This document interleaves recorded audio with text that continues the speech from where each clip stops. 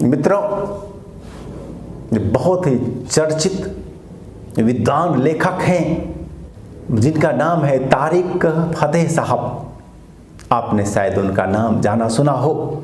वे पाकिस्तानी मूल के हैं और उनके विचार सुनिए कि वे गजवाई हिंद के बारे में क्या बोलते हैं। जबकि हिंदुस्तान के जो दुश्मन हैं वो उनमें इस किस्म की कोई बीमारी नहीं है। उनके जहन में क्लियर है कि उन्होंने हिंदुस्तान को ख़त्म करना है या एक खिलाफत बनानी है, और जिसे ग़ज़वा हिंद कहते हैं।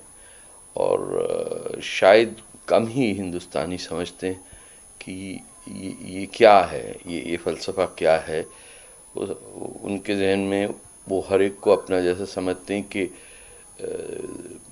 धर्म में इतने डूबे हुए नहीं हैं कि वो दुनिया की हर चीज़ से पहले ये जोड़ते हैं कि हमारी किताब ने क्या कहा है। और किताबें आपकी कुछ बहुत ज़्यादा हैं, 50,000 के करीब हैं जो हिंदुस्तान के दुश्मन मुल्क हैं। उनके पास एक शरिया है और जिसमें कहा गया कि हिंदुस्तान को आपने नेस्त नाबूद करना है या एंड में मुसलमान बनाना है। बन जाए वो भी हर एक की मर्जी है कौन सा धर्म, ये तो एक इंटरनेशनल ह्यूमन राइट है। लेकिन जो नुकसान उसमें होगा हिंदुस्तान का, वो मुझे लगता है कि हिंदुस्तानी नहीं समझते। अब आता है तीसरा प्रश्न कि यह आरंभ होगा कब, गजवाई हिंद आरंभ होगा कब। तो मित्रों, इसके संदर्भ में लोगों की राय में भिन्नता है। साल, ईस्वी सन, ईयर में फर्क हो सकते हैं। थोड़े से लोग मानते हैं कि गजवाई हिंद हो चुका। यहाँ 800 सालों तक इस्लामिक रहा शासन और उस दौरान लाखों मंदिरों को तोड़ा गया। लाखों हिंदू, जैन, बौद्ध मंदिरों को तोड़ा गया और हर संभव हुआ प्रयास हिंदुस्तान को मिटाने का।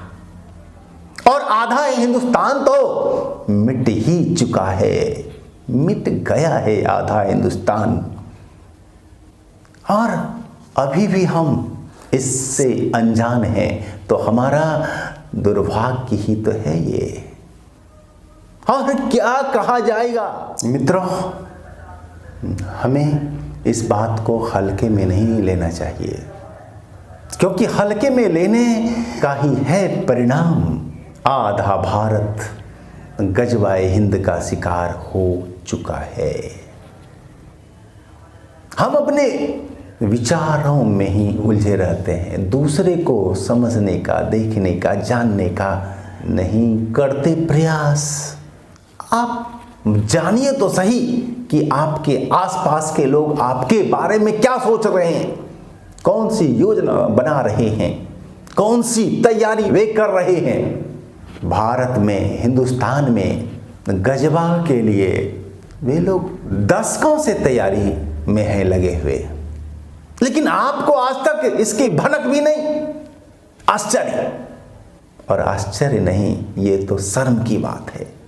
भारत में लगभग 500 ऐसे जगह हो चुके हैं जहाँ की होता है गजवा, जहाँ की आप मंदिर का घंटा नहीं बजा सकते, जहाँ शंख घंटे नहीं बजा सकते, आप जहाँ पर कि खुलेआम मूर्ति पूजा नहीं कर सकते।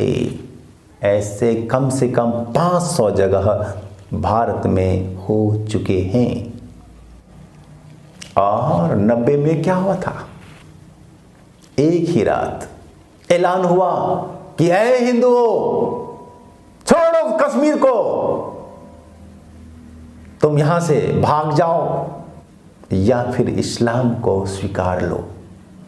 अगर तुमने ऐसा नहीं किया तो तुम्हारा कत्ल कर दिया जाएगा, तुम्हारी हत्या हो जाएगी। और इस भय से, इस ऐलान से, गजवाए हिंद के आगाज से डरकर लगभग 5 लाख हिंदू वहाँ से भाग गए। आज भी देश में बहुत सारे स्थान हैं जहाँ हिंदू रह नहीं सकते। मित्रों, अब यह समय आ गया है, जो धमकी मिली है हमें 2029 के, यह मात्र 8-9 साल का समय है और उनकी तैयारी चल रही है देश के अंदर भी और देश के बाहर भी। और आपकी तैयारी क्या है? आपकी तैयारी क्या है? सुनिए साहब, आप तो जानते भी नहीं और ना ही आप जानना चाहते हैं, क्योंकि आपको धर्मनिरपेक्षता रूपी बेहोशी की दवा दी जाती है।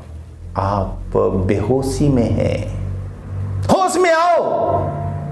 और अब स्थिति पर विचारों के आगे क्या है करना, योजना बनाओ अपनी रक्षा का। आत्मरक्षा होगी कैसे? अपने देश की, धर्म की, अपनी जो है संस्कृति, इसकी कैसे होगी रक्षा? कैसे हमारे धरोहर बचेंगे? इसके उपाय क्या है? उपाय है संघे शक्ति कलियुगो। इस युग में संघ में ही शक्ति है। बस उपाय है संगठित हो जाओ। आओ हम सभी एक साथ हो जाए, संगठित हो जाए, हम एक हो जाएं। जब तक हम एक नहीं होंगे तब तक इस समस्या का समाधान संभव नहीं। ये जो आधा भारत हो गया शिकार गजवाए हिंद का, तो वजह क्या? हम अलग अलग रहे, टुकड़ों में रहे, हम अपने भाइयों से ही द्वेष करते रहे। इसका ही ये कुपरिणाम है। तो उपाय है एकता। एकता में बल है। और क्या करना? और ये कि जो व्यक्ति गजवाए हिंद के समर्थक हैं वे निश्चित आपके शत्रु हैं। आज ना हो कल हो जाएंगे। इसलिए गजवाए हिंद के जो भी हैं समर्थक, उनसे दूर रहिए, सावधान रहिए। और जो इसके विरोधी हैं वे आपस में एक हो जाइए। अब भारत को 2 हिस्सों में ही बंटना है, गजवाए हिंद का समर्थक और दूसरा गजवाए हिंद का विरोधी। आप क्या हैं? आपकी रणनीति क्या होगी? इस पर विचारिए। अब आपके पास अधिक समय नहीं। जगो, उठो, चलो और लक्ष्य को हासिल करो, अपनी रक्षा करो।